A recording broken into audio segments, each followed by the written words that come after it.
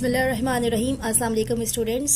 Chapter number 11 है industrial chemistry और आज इसको डिस्कस करने वाले हम सबसे पहले इसके शॉर्ट क्वेश्चन आंसर्स जो उसकी तरफ बढ़ेंगे। लेकिन इससे पहले थोड़ा सा प्रीव्यू में आपको बता दूं कि इस चैप्टर में कुछ बेसिक इंडस्ट्रीज़ जो है ख़ास तौर पर जो पाकिस्तान से रिलेटेड है इसके बारे में आपको बताया गया है कि आपको अच्छे से पता है कि हमारी मुल्क की जो इकॉनमी है ये बहुत ज़्यादा हद तक इस चीज़ के ऊपर डिपेंड करती है कि कितनी चीज़ें हम खुद प्रिपेयर कर सकते हैं अपने मुल्क में और कितना ज़्यादा हम उसको बाहर की कंट्रीज़ में एक्सपोर्ट कर सकते हैं। ठीक है, तो ये जो इंडस्ट्रीज़ है ये ना सिर्फ बहुत सारे लोगों को रोज़गार देती हैं बल्कि अकॉर्डिंग टू केमिकल ये किस सेंस में आपके लिए इंटरेस्टेड है, क्योंकि जितना कुछ भी आप मटेरियल्स इस्तेमाल करते हैं everything is actually a matter. तो इसलिए आपको इस केमिस्ट्री में ये इंडस्ट्रियल केमिस्ट्री का टॉपिक इसलिए पढ़ाया जा रहा है कि एक बहुत वास्ट टॉपिक है। इससे आप बहुत अच्छे तरीके से इस वाली बात को समझेंगे कि वो तमाम मटेरियल्स जो आप डेली लाइफ में इस्तेमाल करते हैं, इवन एक चाय का कप भी अगर आप इस्तेमाल करते हैं तो दैट इज़ अ मैटर। उसको प्रिपेयर करने में, उसको आपके हाथों तक पहुंचने में एक पूरा प्रोसेस इन्वॉल्व होता है। ठीक है, अच्छा जी, तो सबसे पहले अब इस चैप्टर के जो शॉर्ट क्वेश्चन आंसर्स हैं हम इसकी तरफ बढ़ते हैं। ठीक है, इसमें अच्छी बात ये कि इस चैप्टर में कंटेंट इंटरेस्टिंग है और ब्रीफ है, यानी मुख्तसर है मगर आपको इंटरेस्टिंग लगेगा। ठीक है, तो जो पहला सवाल हम उसकी तरफ बढ़ते हैं। यहाँ हम आ गए पेज नंबर 251 के ऊपर और यहाँ पर इस चैप्टर के कुछ शॉर्ट क्वेश्चन आंसर हैं। सबसे पहला क्वेश्चन जो है वो आपसे पूछ रहा है कि आपको जो फार्मास्यूटिकल इंडस्ट्रीज़ हैं पाकिस्तान की इसका स्कोप बताना है। तो स्टूडेंट सबसे पहले तो ये समझ लीजिए कि फार्मास्यूटिकल इंडस्ट्री जो है वो होती क्या है। ये वो इंडस्ट्री होती है जो मेडिसिन्स को प्रिपेयर करती है, इससे एक प्रॉपर रिसर्च करने के बाद कोई ड्रग प्रिपेयर करती है जो मुख्तलिफ किस्म की जो बीमारियां हैं उसमें ट्रीटमेंट के लिए हम इस्तेमाल करते हैं। ठीक है, इस इंडस्ट्री को हम कहते हैं कि ये फार्मास्यूटिकल इंडस्ट्री है। अब होता क्या है कि मुख्तलिफ किस्म की जो ड्रग्स होती हैं हमारे लिए तो ये कॉमन, हम इसके लिए एक लफ्ज़ इस्तेमाल करते हैं कि जी ये ड्रग है या ये मेडिसिन है, बट एक्चुअल में ऐसा नहीं होता। इसमें बहुत सारी अलग अलग कैटेगरीज होती हैं कि कुछ मेडिसिन समझ लीजिए कि एंटीबायोटिक्स होती हैं, कुछ एंटी फंगल होती हैं, कुछ एंटीवायरस होती हैं, इसके अलावा कुछ ऐसी होती हैं जो पेन किलर्स के तौर पर यूज़ होती हैं। तो किस्सा मुख्तसर हर बीमारी जो है उसके लिए जो मेडिसिन बनती है उसकी अलग कैटेगरी होती है। अब सवाल ही पैदा होता है कि जो फार्मास्यूटिकल इंडस्ट्री पाकिस्तान में है इसका स्कोप क्या है। देखिए, इसका एक स्कोप तो ये कि पाकिस्तान में जितनी भी डिजीज़ हो रही होती हैं, और आप जानते हैं कि हमारे मुल्क में क्योंकि सफाई सुथराई कुछ इतनी ज़्यादा ख़ास नहीं होती, हम लोग अपनी पर्सनल हाइजीनिक्स का भी ऐसा ख्याल नहीं रखते जितना कि जितनी भी सिविलाइज्ड कौम रखती हैं। हमारे खाने पीने के, उठने बैठने के और बाकी तमाम चीज़ों की रूटीन भी ऐसी है जिसकी वजह से हमारी बॉडी जो है वो कंपैरेटिवली ज़्यादा बीमार पड़ती है। तो इन बीमारियों से लड़ने के लिए हमें मेडिसिन्स भी चाहिए होती हैं और साथ में क्योर भी चाहिए होता है। तो अगर ये इंडस्ट्रीज़ पाकिस्तान के अंदर है तो जो मेडिसिन्स आपको मिलेंगी उनकी कॉस्ट कम होती है, इसके साथ साथ वो इजी अवेलेबल भी हो जाती है। जैसे फॉर एग्जांपल आपको नज़ला, ज़ुकाम, बुखार, खांसी हुई है, अब आप डॉक्टर के पास जाते हैं, डॉक्टर आपको कुछ मेडिसिन रिकमेंड करते हैं, आप फ़ौरन उसको क्या करते हैं, जो बराबर वाला स्टोर होता है जो बिल्कुल डॉक्टर के क्लिनिक के साथ अटैच होता है उससे जाकर उसको परचेज़ कर लेते हैं। ठीक है, तो फ़र्ज़ कर लीजिए कि आपके पास कोई भी ऐसी बीमारी हो जाती है जिसका जो ड्रग या जिसकी मेडिसिन अवेलेबल नहीं है।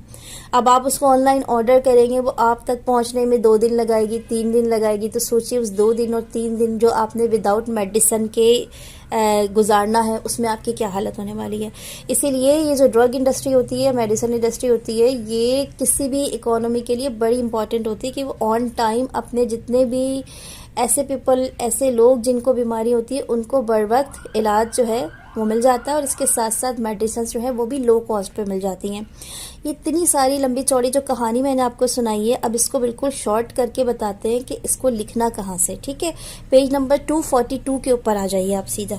यहाँ पर आने के बाद 242 पर, ठीक है, अब आपने स्टार्ट किधर से करना है, आपने सबसे पहले इंट्रोडक्शन जैसी चीज़ देनी है, आपने यहाँ से लिखना है कि pharmaceutical industries provide significant contribution to the health care sector. They are not only concerned with the manufacturing of the medicines for the disease control but also invest the extensive researches and development activities to discover new drugs, therapies and treatment approaches. तो यहाँ से लेके यहाँ तक सबसे पहले आपने लिखा इसने आपको क्या कहा है इन पैराग्राफ्स में कि न सिर्फ मुख्तलिफ़ किस्म की जो डिजीज़ होती है उसको कंट्रोल करने के लिए, उसकी ट्रीटमेंट करने के लिए, बल्कि जो डिजीज़ मुस्तकिल बढ़ती चली जा रही हैं या जो एक्टिविटी ड्रग्स की ऐसी एक्टिविटीज़ कि जिसको रिसर्च करना होता है, उसके लिए भी आप जो है यहाँ पे इंडस्ट्री में काम कर रहे होते हैं, वर्कआउट कर रहे होते हैं, ताकि मुस्तकबिल में ऐसी बीमारियाँ जो कि नहीं होंगी उनके लिए भी आप ड्रग्स जो है उसको प्रिपेयर कर सकें। तो पहले तो आपने यहाँ से लेके यहाँ तक लिखा, ठीक है। उसके बाद नेक्स्ट पेज पर आ जाइएगा बिल्कुल। उसके बाद आप एक पैरा और ऐड करेंगे, there are 100 of pharmaceutical industries operating in Pakistan से लेके इन पब्लिक सेक्टर तक। तो यहाँ से लेके यहाँ तक करने के बाद आपका ये क्वेश्चन कंप्लीट हो जाता है, जिसमें आप इसको बताते हैं कि इसका स्कोप ये है कि ना सिर्फ बहुत ज़्यादा इंडस्ट्रीज़ जो कि फार्मा से रिलेटेड हैं पाकिस्तान में डेवलप हो रही है, बल्कि वो मुख्तलिफ़ किस्म की जो बीमारियाँ हैं और जो मज़ीद बीमारियाँ और इंट्रोड्यूस होती चली जा रही है उन पे भी रिसर्च कर रही है और उसके लिए भी ड्रग्स जो है उसको डिज़ाइन कर रही हैं, ठीक है। अगला क्वेश्चन जो इसको देख लीजिए। सवाल को पहले आपने समझ लेना है इसने बोला क्या है आपसे। सवाल जो सेकंड क्वेश्चन आपका ये कह रहा है आपसे कि what is anti histamine drug, give the symptoms in which it is used. यानी कि एंटी हिस्टामिन ड्रग्स जो हैं वो क्या होते हैं और वो कौन से सिम्टम्स यानी वो कौन सी इलामात होती हैं जब आप इसको यूज़ करते हैं। देखें, सबसे पहले तो एक चीज़ समझ लीजिए कि आप 243 पर आ जाएं पहले सीधा, और इस क्वेश्चन को पहले मैं मार्क करवा देती हूँ, फिर आपको एक्सप्लेन करती हूँ कि ये असल में है क्या चीज़, ठीक है। आपने यहाँ से लेके यहाँ तक लिखना है, लेकिन जिस जगह पे एंटी हिस्टामिन लिखा हुआ है यहाँ पे आपने लिखना है एंटी एलर्जिक मेडिसिन, ठीक है। अच्छा, अब हम इस सवाल को समझने की कोशिश करते हैं कि इसने हमसे पूछा क्या था। इसने हमसे पूछा था कि एंटी हिस्टामिन ड्रग्स होती क्या है और इसके साथ साथ आप वो कंडीशन या वो सिम्टम्स बताइए जिसमें आप इसको इस्तेमाल करते हैं। तो होता क्या है कि आपकी जो बॉडी है इसमें अमाइनो एसिड्स होते हैं, बहुत सारे अमाइनो एसिड्स में एक तरफ आपको पता है NH2 ग्रुप लगा होता है, दूसरी तरफ कार्बोक्सिलिक एसिड ग्रुप लगा होता है। तो बाज़ औक़ात क्या होता है कि एक ऐसी कंडीशन बॉडी में पैदा हो जाती है जिसमें अमाइनो एसिड का जो कार्बोक्सिलिक एसिड वाला ग्रुप होता है वो रिमूव होना स्टार्ट हो जाता है। इस प्रोसेस को कहा जाता है D carboxylation of amino acid. और ये जो D carboxylation of amino acid है, इस पूरी टर्म जो है इसको कहा जाता है कि ये जो केमिकल प्रोड्यूस कर रहा है उसका नाम है हिस्टामिन, ठीक है। यानी अमाइनो एसिड में से अगर कार्बोक्सिलिक एसिड वाला जो ग्रुप है उसको रिमूव कर दिया जाए तो एज अ रिजल्ट अब वो अमाइनो एसिड किस में कन्वर्ट हो जाता है, हिस्टामिन में। एक ख़ास हद तक तो बॉडी को इस हिस्टामिन की ज़रूरत होती है, लेकिन जैसे ही ये प्रोसेस ज़्यादा स्टार्ट हो जाता है जिस्म में तो इससे क्या होता है कि जो नॉर्मल मेटाबॉलिक फंक्शन है वो बुरी तरह डिस्टर्ब होते हैं। क्योंकि आपको पता है कि अमाइनो एसिड्स जो हैं वो एक्चुअली में मिलकर मुख्तलिफ़ किस्म की प्रोटीन्स बनाते हैं, और बायोकेमिस्ट्री में आपने अच्छे से समझ लिया था कि प्रोटीन कितना ज़रूरी होता है और जिस्म के कितने सारे फंक्शंस जो उसको परफॉर्म करता है। तो जब डी कार्बोक्सिलेशन हो जाएगी अमाइनो एसिड की और हिस्टामिन एक्सेस में प्रोड्यूस होने लगेगा तो जिस्म बीमार हो जाएगा। एज अ रिजल्ट आपके जो बॉडी में प्रोटीन है उसकी डेफिशिएंसी होनी स्टार्ट हो जाएगी और जो नॉर्मल मेटाबॉलिक फंक्शंस हैं वो डिस्टर्ब हो जाते हैं बुरी तरीके से। तो अब इस हिस्टामिन की जो ग्रोथ है या हिस्टामिन की जो प्रोडक्शन है इसको नॉर्मल लेवल में करने के लिए, मतलब वो एक एवरेज एडल्ट बॉडी के जैसा तो उससे एक्सेस में ना हो, हम कुछ मेडिसिन को इस्तेमाल करते हैं। और ये वाली जो मेडिसिन है ये कहलाती है एंटी हिस्टामिन्स, और शॉर्ट टर्म्स में इसको कहा जाता है एंटी एलर्जिक मेडिसिन। यानी ऐसी दवाइयाँ होती हैं जिसको आम जुबान में आप कहते हैं कि ये एंटी एलर्जीज है, ठीक है। अच्छा, अब सबसे कॉमन जो एंटी एलर्जी आप आमतौर पर इस्तेमाल करते हैं वो होती है डाइफिनाइल हाइड्रामीन, ठीक है। तो होता क्या है कि ये मार्केट में और भी मुख्तलिफ किस्म के नामों के साथ जो है सेल होती है। डिपेंड करता है कि आपकी बॉडी में किस टाइप की एलर्जी हुई है, डॉक्टर उस हिसाब से आपको रिकमेंड करते हैं। मगर किस्सा मुख्तसर जितने भी एंटी एलर्जिक्स होते हैं वो एक्चुअल में एंटी हिस्टामिन्स होते हैं, जो बॉडी में हिस्टामिन की जो ग्रोथ होती है या हिस्टामिन की जो प्रोडक्शन होती है उसको ये कह लीजिए कि लिमिट्स में करते हैं, ठीक है।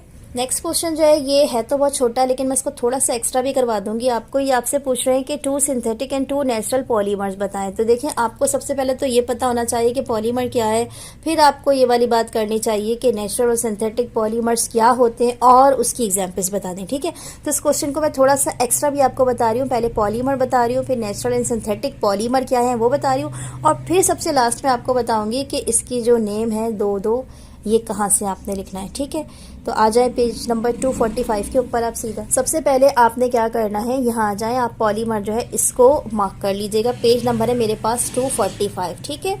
अच्छा जी, पॉलीमर एक हाई मॉलिक्यूलर मास कंपाउंड्स होता है और ये कब बनता है, जब छोटे छोटे बहुत सारे सिंगल मॉलिक्यूल्स कह लें या मोनोमर्स कह लें, जिनका मॉलिक्यूलर मास कम होता है, वो आपस में कंबाइन होते हैं तो एक ह्यूज मॉलिक्यूल, एक मैक्रो मॉलिक्यूल बन जाता है, जिसे क्या कहा जाता है, पॉलीमर। तो ये हो गई आपके पास पॉलीमर की डेफिनेशन यहाँ से लेके यहाँ तक। उसके बाद इसने आपको बताया कि पॉलीमर जो है वो दो तरह के होते हैं, एक होता है नेचुरल और दूसरा होता है सिंथेटिक। अंडरस्टूड है कि नेचुरल जो पॉलीमर होता है ये खुद ब खुद बनता है, ये बॉडी में खुद बन रहा है, या अगर प्लांट्स है तो प्लांट्स में खुद फॉर्म हो रहा है। अब ये क्या होता है कि polymers either obtain from natural sources, यानी अगर खुद ब खुद बन रहा है तो इसके सोर्सेज क्या हो सकते हैं, रबर हो सकता है, सेलुलोज हो सकता है, स्टार्च हो सकता है, ठीक है। इस तरीके से ये नेचुरल पॉलीमर होते हैं। और बाज़ औक़ात मुख्तलिफ़ किस्म के जो केमिकल रिएक्शंस हैं उनकी मदद से भी इसको हम सिंथेसाइज कर सकते हैं। जब हम इनको सिंथेसाइज करते हैं by means of chemical reaction, तो अब इसको हम कहते हैं ये सिंथेटिक पॉलीमर है, ठीक है। तो जो सिंथेटिक पॉलीमर है इसकी भी दो ब्रॉड क्लासेस होती हैं। अब ये जो दो ब्रॉड क्लासेस होती हैं ये इन्वॉल्व होती हैं बाय देयर प्रिपरेशंस, यानी आप इनको किस तरीके से प्रिपेयर करते हैं, इस बिहाफ पर इनकी क्लासिफिकेशन होती है। फिलहाल हम इसकी फर्दर जो क्लासिफिकेशन है उसकी तरफ नहीं जा रहे, बल्कि अब हम डायरेक्ट नेम पुट करेंगे। तो जो हमारा नेचुरल पॉलीमर था उसका नाम हमने यहाँ लिखा था कि रबर है, सेलुलोज है, स्टार्च है। और जो हमारे सिंथेटिक पॉलीमर है इसमें हमारे पास यहाँ बुक में दो नाम है, वो दोनों नाम आप डायरेक्ट दे दीजिएगा। पहला नाम देखें पॉलीविनाइल क्लोराइड का है, जिसको पीवीसी कहते हैं, सिर्फ नेम राइट डाउन करना है आपको उसका, पॉलीविनाइल क्लोराइड पीवीसी। और जो दूसरा नाम है बिल्कुल नेक्स्ट पेज पर है, उसको देख लें आप। दूसरा भी आपने जस्ट नाम देना, वो नाम है नायलॉन 66, ठीक है। इसके अलावा आपने और कुछ इस क्वेश्चन में नहीं करना। तो क्योंकि अक्सर स्टूडेंट्स मुझसे कहते हैं कि मिस आप थोड़ा सा एक्सप्लेन कर दिया करें, तो यहाँ पे मुझे ऐसा लग रहा होता है कि नहीं ये वाले क्वेश्चन आने का चांस होता है, तो मैं कुछ एक्स्ट्रा मार्किंग करवा देती हूँ। अब रहा सवाल जो आपका ये वाला पूछा था, तो उसमें एक्चुअल इसने सिर्फ दो बातें पूछी थी, नेचुरल और सिंथेटिक पॉलीमर की टाइप्स बताई। तो नेचुरल में आपने लिख देना था सेलुलोज है, ठीक है, स्टार्च है, रबर है। और जो सिंथेटिक पॉलीमर है इसमें आपने लिख देना था कि पॉलीविनाइल क्लोराइड, जिसको पीवीसी भी कहा जाता है, और नायलॉन 66, ठीक है। ये दो नाम लिखने इस क्वेश्चन की हद तक। लास्ट क्वेश्चन बहुत इंटरेस्टिंग है, ये आपसे पूछ रहा है कि जो नेल पॉलिश होते हैं इसके 4 मेन कंपोनेंट्स के बारे में बता दें, ठीक है। पेज 247 पर आ जाइए आप। देखिए क्वेश्चन का आंसर तो बहुत छोटा है, इसके 4 जो मेन कंपोनेंट हैं वो बिल्कुल ये जो पेज 247 है इसके लास्ट वाले लाइन में है कि basic component of nail polish include pigments, resin, plasticizer and film former. लेकिन मैं आपको थोड़ी सी एक बात बता दूं कि जिस तरीके से 4 मेन कंपोनेंट पूछा जा रहा है, इसी तरीके से ये भी पूछा जा सकता है कि व्हाट इज नेल पॉलिश, ठीक है। तो आपको नेल पॉलिश के बारे में भी पता होना चाहिए कि एक ऐसा लिक्विड होता है जो आमतौर पे नाखूनों पे अप्लाई किया जाता है, और मोस्टली तो खवातीन ही अप्लाई करती हैं इसको, गर्ल्स अप्लाई करती हैं इसको। इसमें बहुत सारे कलर्स होते हैं, इन्होंने तो बस सिर्फ 3-4 कलर्स का नाम बता दिया है, लेकिन जो गर्ल्स मेरी वीडियो देख रही हैं उन्हें अच्छी तरह पता है कि कलर का तो पूरा एक चार्ट मौजूद है भाई, आप जो सा कलर चाहें उसमें से सिलेक्ट कर सकते हैं। इसमें इन्होंने ये कह लीजिए कि बस रेड, पिंक, ब्राउन एंड इस तरह के कुछ कलर्स जो हैं ये बता दिए, लेकिन इसमें बहुत वास्ट वैरायटी है। तो इसको बेसिक जब बनाते हो आप, तो मेन 4 पिगमेंट, मतलब मेन 4 इसके कंपोनेंट होते हैं। उनमें से पहला कंपोनेंट है पिगमेंट। पिगमेंट जो वो कलर देते हैं, मतलब जिस कलर की नेल पॉलिश आपको बनानी है उसी पिगमेंट को आप इस्तेमाल करते हैं। उसके बाद होता है रेजिन। रेजिन आप देखते हैं कि अगर फर्ज कर लीजिए पिगमेंट है, उसको डायरेक्ट पानी में डालेंगे ना आप, तो वो बहना स्टार्ट हो जाएगी। लेकिन नेल पॉलिश का जो स्ट्रक्चर होता है वो थोड़ा सा थिक होता है, ताकि वो नाखूनों पर लगे तो थोड़ा सा स्टे करे, तो इसलिए उसमें हम रेजिन डालते हैं ताकि वो थोड़ी सी गाढ़ी हो जाए। उसके बाद होता है प्लास्टिसाइजर एंड फिल्म फॉर्मर। अब प्लास्टिसाइजर एंड फिल्म फॉर्मर क्या होता है, वो जो आपको एक ट्रांसपेरेंट लुक नजर आ रही होती है ना, जैसे फॉर एग्जांपल आपने ब्राउन कलर अप्लाई किया या पिंक कलर अप्लाई किया, तो वो मैट नहीं होता, बल्कि वो एक किस्म का ये कहने शाइनी अपीयरेंस देता है, एक किस्म की फिल्म कोटिंग से हो जाती है। तो उस चीज़ के लिए आप प्लास्टिसाइजर एंड फिल्म फॉर्मर करते हैं। इस तरीके से ये वाटर प्रूफ भी बन जाती है, मतलब अगर आप पानी में अपने हाथों को डाल दें, बर्तन धो रही हैं या इस तरह का कोई काम कर रही हैं, तो भी ये नेल पॉलिश जो है ये इसमें से रिमूव नहीं होती है, स्टे करती है इसी प्लास्टिसाइजर की वजह से, ठीक है। तो इसके साथ ही स्टूडेंट्स आज की जो शॉर्ट क्वेश्चन आंसर्स की वीडियो है केमिकल इंडस्ट्री से रिलेटेड, ये तो कंप्लीट हो गई। अब मैं आपको इसका इकलौता सेल्फ असेसमेंट क्वेश्चन जो है उसकी तरफ लेकर जा रही हूँ, क्योंकि इसमें सिर्फ एक ही सेल्फ असेसमेंट था, तो मैं इसमें शॉर्ट क्वेश्चन के साथ ही इसको दे रही हूँ। पेज 241 पर आ जाइए आप। यहाँ पे देखिए एक सेल्फ असेसमेंट है, पहले इसको पढ़ लेते हैं। इसने कहा है कि कुछ केमिकल प्रॉपर्टीज़ हैं, कुछ इंडस्ट्रीज़ हैं, कुछ जो कि पाकिस्तान में मौजूद हैं।